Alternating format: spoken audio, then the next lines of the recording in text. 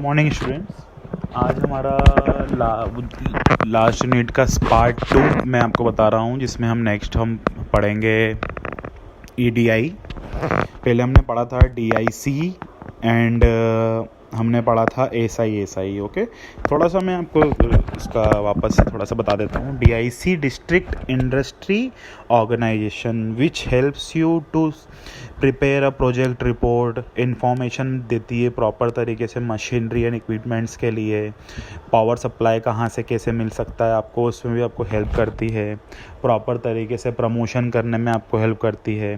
DIC का और भी काम होते हैं, आपको फंडिंग प्रोवाइड करती है कहाँ कहाँ, या फिर रॉ मटेरियल्स प्रोवाइड करने में आपको हेल्प करवाती है कि you can take the help from the DIC to growth of the organization which is established in the district forum। मतलब कि जो भी उस डिस्ट्रिक्ट के अंडर आती हैं उन सभी ऑर्गेनाइजेशंस को हेल्प करती है DIC, जो रोल होते हैं इलेक्ट्रॉनिक। नेक्स्ट हमने पढ़ा था SI जो SI करता है, मीडिएटर का एक रोल प्ले करता है between the central and the state government. Market information देती है, प्रोजेक्ट प्रोफाइल्स बनाने में हेल्प करती है, इंडस्ट्रियल का पोटेंशियल सर्वेस भी करवाती है कि पहले सर्वे करने से क्या होता है, सर्वे करने से पता लग जाता है कि what customer need, what are the customer perception towards the company या towards the product of the your company. Workshop facilities करती हैं कि आप अपनी कंपनी का वर्कशॉप भी अच्छे से करवा सकते हैं and so on. Now next is EDI, entrepreneurship development institution of India. ये एक इंस्टीट्यूट एक्चुअली है, लेकिन नाउ अब बहुत सारी नए इंस्टीट्यूशन आ गए हैं जो एज पर दी सेंट्रल गवर्नमेंट चलते हैं। तो the entrepreneurship development institute of India that is EDI और ADII is a non profit organisation. एक ये नॉन प्रॉफिट ऑर्गेनाइजेशन है which is only dedicated to the promotion of the entrepreneurship based on Ahmedabad, Gujarat. Okay, इनका सिर्फ एकमात्र काम होता है, ये कंपनी के प्रमोशन में काम आती है, कंपनी का प्रॉपर तरीके से प्रमोट करती है कंपनी को। It was founded in 1983 with the sponsorship of the industrial development bank of India, that is IDBI। Okay, the Industrial Finance Corporation of India, the Industrial Credit and Investment Corporation of India and the State Bank of India। Okay, तो this are the को founders या फिर founders बोल सकते हैं इन दी sponsorship. किन किन लोगों ने स्पॉन्सर करा था इनको? IDBI ने, ICICI ने, SBI ने। जैसे हमने प्रीवियस लेक्चर्स में भी पढ़ा है ICICI, IDBI एंड SBI के बारे में कि ये 3 कंपनीज, ये कॉरपोरेट इंस्टीट्यूशंस हैं अपने इंडिया के, जो किसी भी बिजनेस को फंडिंग में हेल्प करते हैं, फंडिंग कराने में, किसी बिजनेस को कैपिटल फॉर्म करने में हेल्प करती हैं IDBI, ICICI and SBI। Okay, तो इसमें ही एक है SFC, state finance corporation. Okay, इसके बारे में हम थोड़ा देखते हैं। At present in India there are 18 state finance corporation, out of which 17 were establish under the SFC act 1951।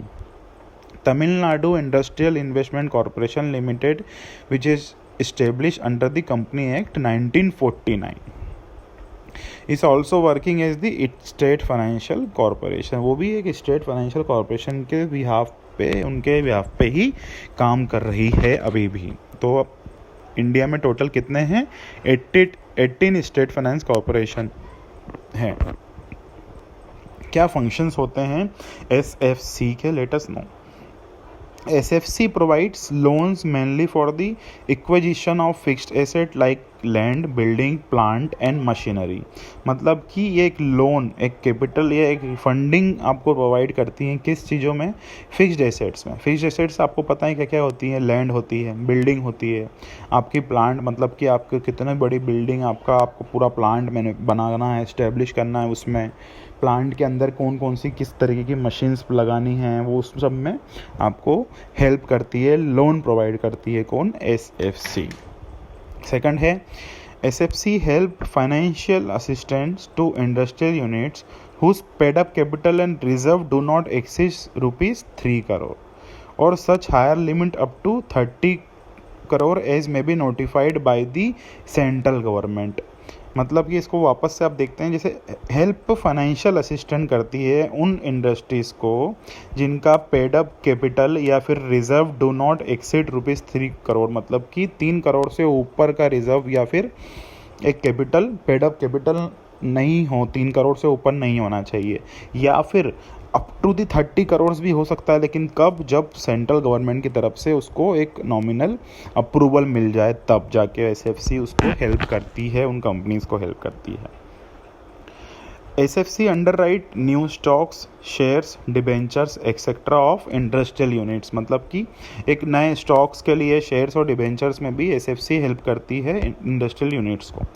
SFC grant guarantee loans raised in the capital market by scheduled banks, industrial concerns and state cooperative banks to be repayable within 20 years, मतलब कि उन सभी को grant भी provide करती है loan के लिए जो एक शेड्यूल्ड बैंक के थ्रू तरफ से हैं, लेकिन जो कौन कौन सी हैं, इंडस्ट्रियल कंसर्न, इंडस्ट्रियल बैंक्स हैं, स्टेट कोऑपरेटिव बैंक्स होती हैं, और आपको ये पूरा पेमेंट रीपेएबल, मतलब कि पे वापस से रिटर्न के साथ में आपको पे करना होता है, विद इन दी 20 ईयर्स आपको रिटर्न पे करना होता है।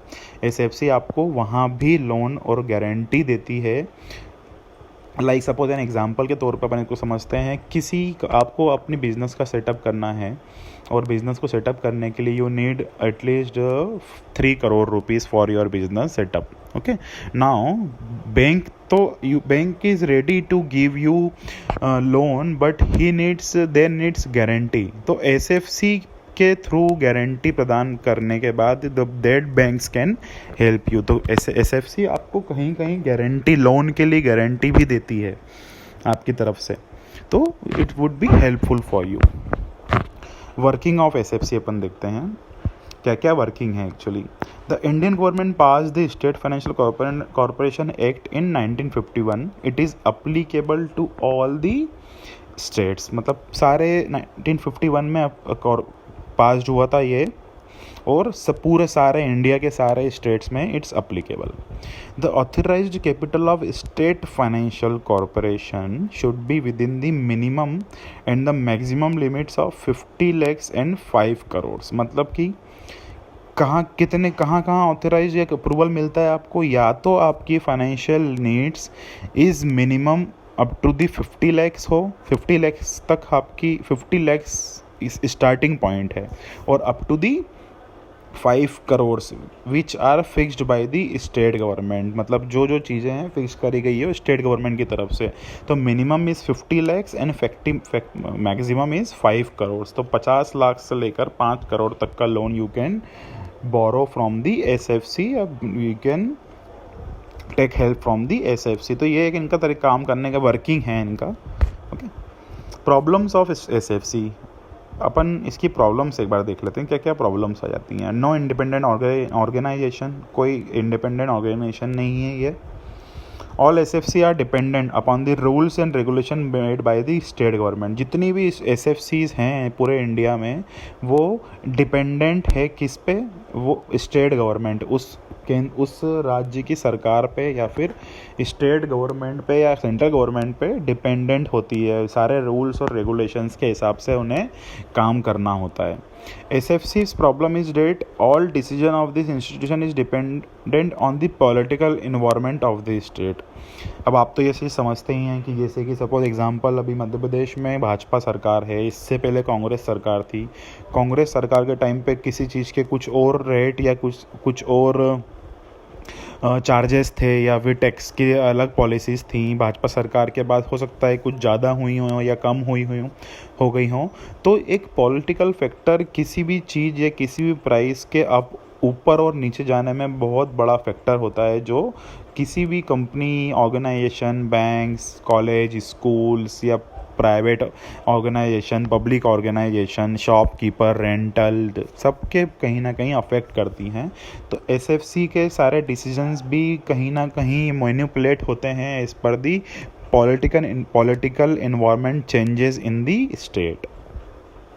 Due to this the loan is not available at the right time for the right person. मतलब कि इन सभी कारणों के कारण, इन सभी चीज़ों के कारण लोन प्रॉपर टाइम पे अवेलेबल नहीं हो पाता है, सही लोगों के लिए सही टाइम पर अवेलेबल नहीं हो पाता है। सो हो सकता है कि कोई इंसान के पास बहुत अच्छा नॉलेज हो, बहुत अच्छा एक्सपीरियंस हो किसी बिजनेस को सेटअप करने के लिए, he needs money on time, बहुत जल्द उसको किसी चीज़ की पैसे की ज़रूरत है ताकि वो अपना बिजनेस को जल्द से जल्द स्टार्ट कर सके। बट ऐसी बहुत सारे डिसीजन फैक्टर होते हैं लोन प्रोवाइड करने के कारण, लोन ना मिलने के कारण बहुत सारी चीज़ें इफ़ेक्ट करती हैं कंपनीज़ को, बैंक्स को, जो राइट टाइम पे अवेलेबल नहीं करा पाती हैं लोगों को।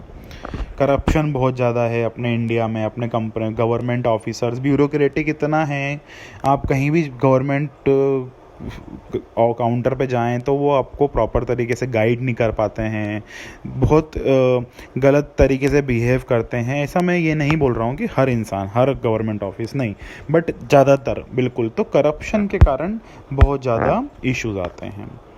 ओके, नाउ नेक्स्ट लेक्चर में मैं आपको बताऊंगा small scale industry development corporation.